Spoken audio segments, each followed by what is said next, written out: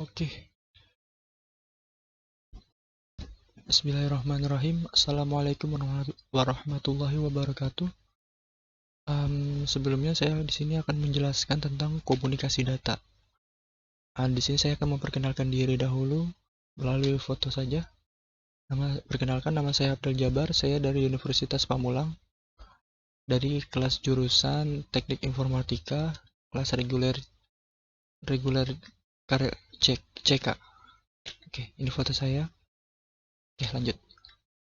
Nah, di sini saya mempunyai 5 materi pembahasan, yaitu pertama adalah definisi komunikasi data, yang kedua komponen sistem komunikasi, ketiga tipe jaringan komunikasi, dan keempat sistem komunikasi data, dan kelima media komunikasi data. Oke, langsung saja kita ke definisi komunikasi data yang pertama.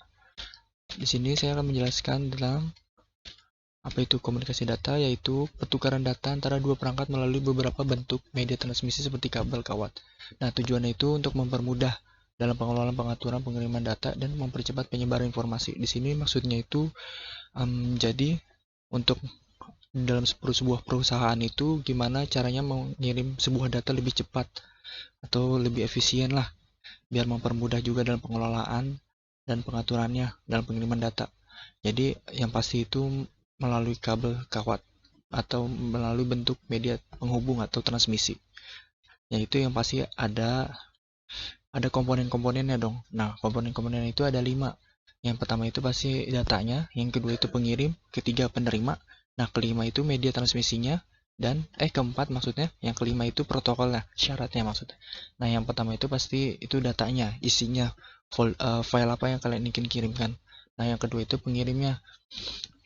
Misalkan staff, penerimanya itu pasti atasannya, karena pasti dia diminta mengerjakan sesuatu dan dia harus mengirim melalui harus mengirim. Nah, caranya itu biar lebih mudah itu melalui media transmisinya, melalui kabel UTP, kabel koaksial, fiber optik, dan gelombang radio. Nanti saya jelaskan di slide terakhir.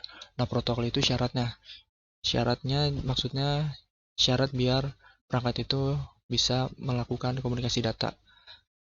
Nah, kita lanjut aja ketiga. Tipe jaringan komunikasi. Di sini tipe jaringannya itu ada 4 ya. Ada LAN, ada MAN, ada WAN, dan ada GAN. Kita jelaskan yang 2 ini dulu. Yang LAN itu Local Area Network. Nah, dari kata lokal aja di sini sudah saya jelaskan ya. Sudah saya terterakan di PowerPoint, tinggal saya lebih jelaskan lebih detail lagi. Nah, LAN itu adalah Local Area Network. Dari katanya aja lokal, berarti kan cuma daerah gedung aja. Dan pasti jaraknya itu lebih kecil lah. Di sini saya sudah jelaskan 5-10 km, berarti antar gedung aja dong. Dalam satu wilayah antar gedung. Kayak dalam universitas, kantor, nah gitu aja mungkin. Nah, yang kedua itu adalah MAN, Metropolitan Area Network. Dari katanya metropolitan, berarti kota kan. Berarti itu meliputi berbagai kota. Oke. Nah, di sini juga saya jelaskan di situ ada 10 sampai beberapa ratus kilometer. Dan dilihat juga dari kecepatannya juga mulai lebih besar. Kita lanjut ke Wide Area Network. Dari katanya wide, berarti di sini sudah saya jelaskan juga dari kota dalam suatu negara lain. Berarti dari kota kita ke negara lain. Itu juga bisa. Itu juga ada Wide Area Network. Dan dari sini aja jaraknya 100 sampai 1000 km. Wah, jauh banget kan berarti. Berarti langsung udah lanjut ke yang keempat, GAN, Global Area Network. Nah, dari kata aja global. Di sini juga dijelaskan menghubungkan negara-negara di seluruh dunia. Berarti kemungkinan ini antar negara ya.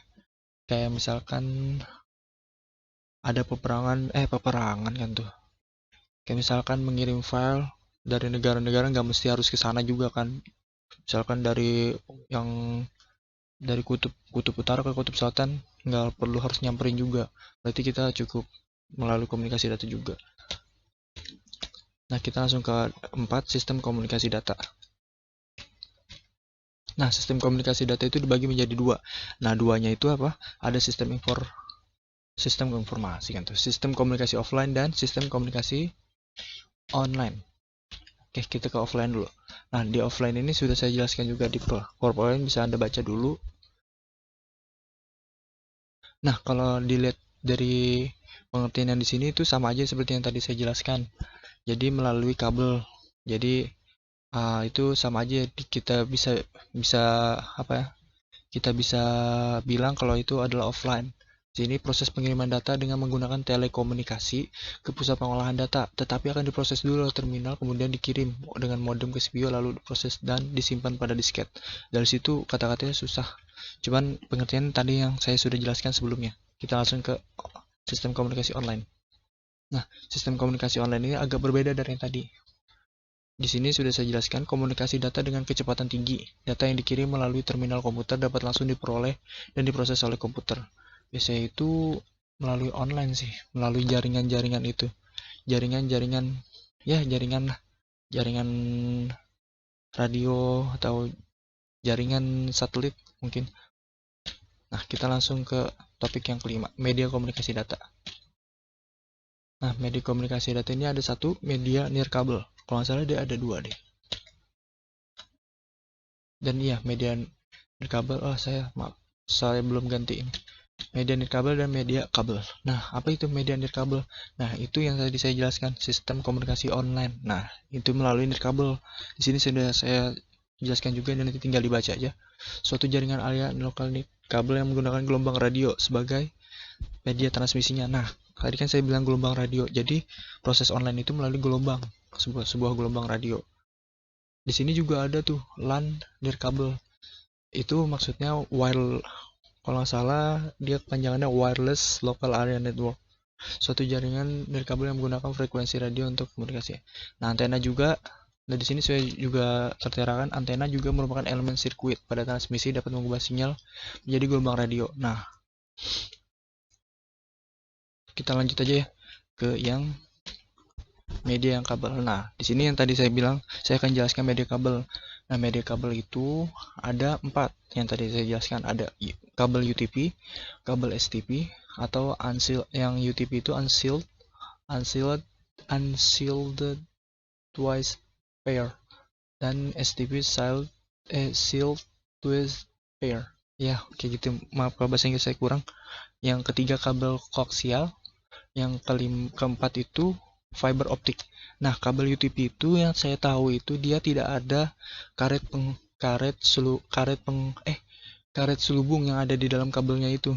Jadi kabel di dalam di dalamnya itu kawat tembaga. Nah, itu tidak diselimuti dengan dengan pembalut lagi gitu. Jadi mungkin kalau dikira ya agak berbahaya dikit lah. Nah, yang STP ini malah sebaliknya. Jadi dia pertama kabel, nah di dalam itu ada kawat tembaga. Nah, kawat tembaganya itu dibaluti oleh sama kayak kabelnya itu ada pelapisnya lagi lah. Nah, yang ketiga ini kabel koaksial, dia kayak kabel jack bentuknya, jadi agak tebal. Nah, yang keempat ini fiber optik, dia itu kabelnya itu dari serat kaca, jadi mudah putus dia. Serat kaca. Di sini saya juga ada gambarnya nih. Maaf.